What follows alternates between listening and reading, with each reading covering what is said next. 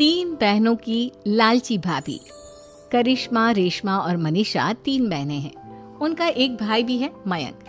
मयंक अपनी बहनों को बहुत प्यार करता है, लेकिन मयंक की पत्नी सविता इस मामले में मयंक से बिल्कुल ही अलग है।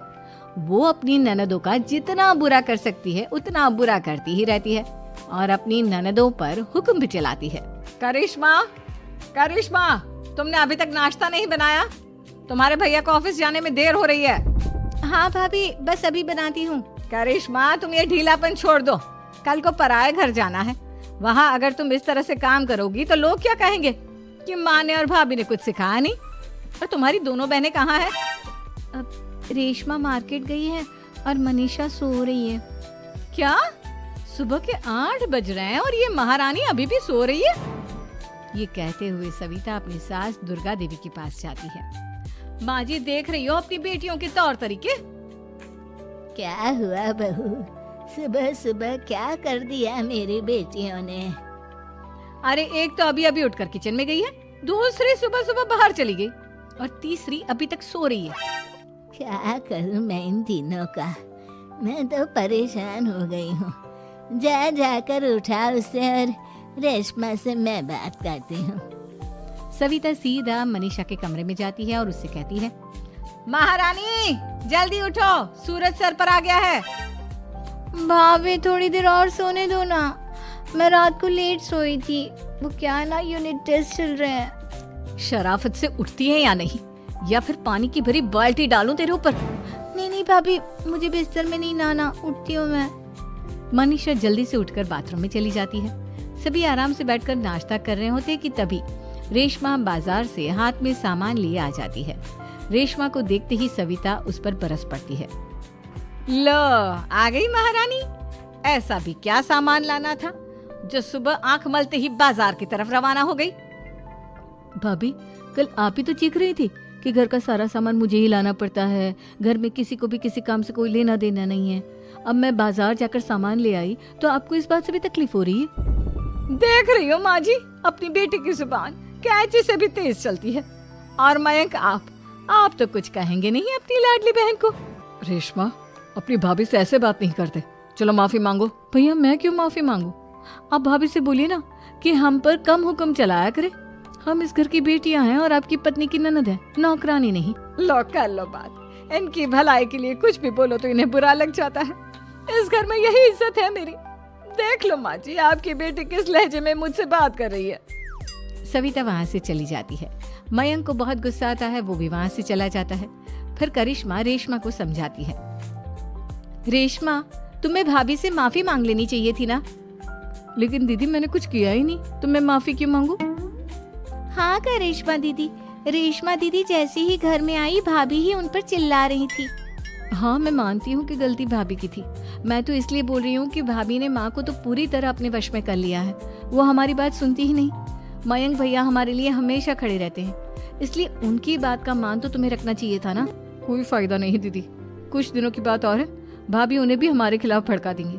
फिर वो भी माँ की तरह हमारी किसी बात का विश्वास नहीं करेंगे। इसी तरह सविता अपनी तीनों ननदों को किसी न किसी बात पर परेशान करती रहती थी। एक दिन मयंक अपनी तीनों बहनों के लिए गिफ्ट लाया। क्या रेशमा, ये तुम्हारे लिए हार का सेट। रेशमा, तुम्हारे लिए सुंदर सी ड्रेस। और मनीषा, तुम्हें किताबें पसंद है ना, तुम्हारे लिए किताबें लाया हूँ। थैंक यू भैया। थैंक यू भैया। थैंक यू भैया। करिश्मा, तुम्हारा नेकलेस कितना सुंदर है, ये भैया कहाँ से ले आए होंगे?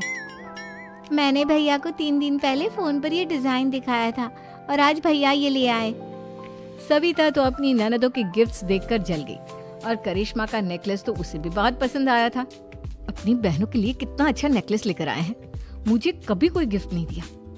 मैं आज ही ये हार चुरा लूंगी। रात में सविता करिश्मा का हार चुरा लेती है और इसी तरह उसे अपनी ननदों की जो भी चीज अच्छी लगती वो उसे मांगती नहीं, बल्कि रात के अंधेरे में चुरा लेती। इसी तरह दिन बीतते गए और सविता ने मयंक के दिल में भी उसकी बहनों के लिए नफरत पैदा कर दी। एक दिन मयंक ने करिश्मा और रेशमा के लिए रिश्ता देखा और ये बात उसने घर में सबको बताई। माँ, करिश्मा और रेशमा के लिए बहुत अच्छा रिश्ता आया है, वो लोग कल इन्हें देखने आ रहे हैं। आप और सविता मिलकर सारी तैयारी कर लेना।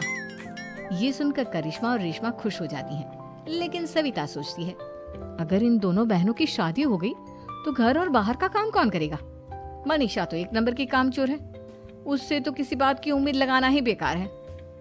मुझे इस शादी को रोकना होगा। अगले दिन सभी लड़के वालों के स्वागत की तैयारी करने में लगे होते हैं। तभी मयंक अपनी बहनों से आकर कहता है, तैयार हो गई तुम दोनों? देखो दोनों लड़के बहुत अच्छे हैं, मैं कोई कसर नहीं छोड़ना चाहता, इसलिए तुम उनके सामने अच्छे से बिहेव करना और अपनी भाभी से लड़ने मत लग जाना। करिश्मा, तुम वो नेकलेस पहन लो ना जो मैं तुम्हारे लिए लाया था। भैया मैं बहुत देर से वो नेकलेस ढूंढ रही हूँ, लेकिन मुझे मिल ही नहीं रहा। क्या तुमने नेकलेस खो दिया? तुम्हें पता भी है वो कितना महंगा था? तुम कोई काम ढंग से नहीं कर सकती। मयंक गुस्से में वहां से चला जाता है। थोड़ी देर बाद लड़के वाले भी आ जाते हैं। वो दोनों बहनों को पसंद कर लेते हैं और रिश्ता पक्का हो जाता है। लेकिन सविता के दिमाग में तो कुछ और ही खिचड़ी पक रही थी। वो पंडित जी के पास करिश्मा की कुंडली लेकर जाती है और उन्हें पैसे देकर करिश्मा की कुंडली बदलवा देती है। जब लड़के वालों के पास करिश्मा की कुंडली जाती है तो वो दुर्गा को फोन करते हैं। बहन जी, हमने करिश्मा की कुंडली अपने पंडित जी को दिखाई थी। आपकी बेटी की कुंडली नहीं बल्कि दोषों का पिटारा है। देखिए, मैं और मेरे पति इन सब बातों में बहुत विश्वास करते हैं, इसलिए हम आपकी बेटी से अपने बेटे की शादी नहीं करा सकते। इस तरह करिश्मा का रिश्ता टूट जाता है और सभी घर वालों को बहुत दुख होता है। अब कविता सोचती है, चलो करिश्मा का तो रिश्ता टूट गया, अब रेशमा का भी रिश्ता तोड़ना है। क्या करूं? अब सविता आवाज बदलकर किसी अननोन नंबर से रेशमा के होने वाले ससुराल में फोन करती है। हेलो, मैं कौन हूँ कौन नहीं ये आपके लिए जानना जरूरी नहीं। बस इतना सुन लो कि रेशमा का 2 साल से किसी के साथ अफेयर चल रहा है। बस रेशमा का रिश्ता तोड़वाने के लिए सविता का इतना कहना काफी था। अब रेशमा का भी रिश्ता टूट गया। मयंक और दुर्गा देवी ने रेशमा को खूब खरी खोटी सुनाई और उससे बार बार उस लड़के के बारे में पूछने लगी। आप दोनों मुझे क्यों परेशान कर रहे हो? अरे कोई लड़का होगा मेरी लाइफ में तो मैं बताऊंगी ना, जब कोई है ही नहीं तो कहाँ से लाऊं मैं कोई लड़का? तो तेरे होने वाले ससुराल वालों को फोन किसने किया था?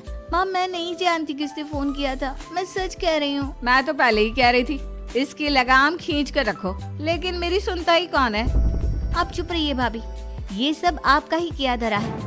अब तीनों बहनों को विश्वास हो जाता है कि ये सब उनकी भाभी ही कर रही है। तीनों बहनें अपनी भाभी को सबक सिखाने के लिए एक वकील कर लेती है और घर में हिस्सा मांगना। देखो भैया, माँ बाप की जायदाद में जितना बेटों का हक होता है उतना ही बेटियों का, इसलिए इस घर के 4 हिस्से होंगे और हमें अपना हिस्सा चाहिए।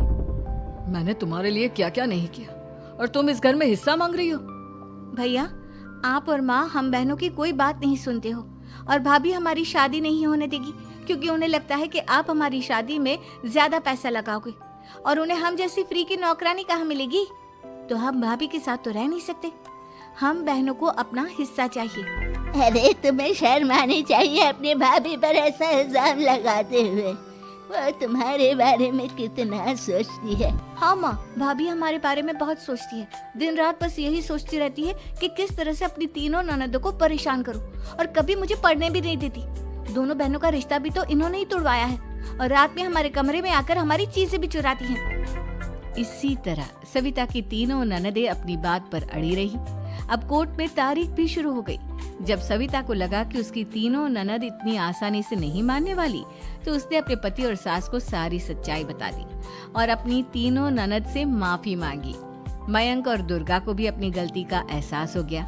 अब सविता खुद करिश्मा और रेशमा के लिए अच्छा रिश्ता ढूंढती है और उनकी शादी करवाती है।